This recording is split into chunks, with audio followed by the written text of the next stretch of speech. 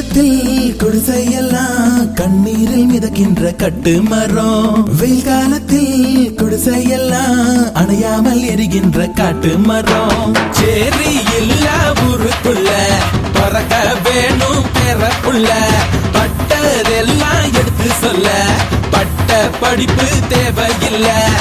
பந்தம் எடுத்து தீண்டாமை கொழுத்து, இதுதான் என் கருத்து. அடியும் அதையும் கலந்து வச்சு விடிய விடிய விழுந்து வச்சா போக்கிரி பொங்கல், போக்கிரி பொங்கல்.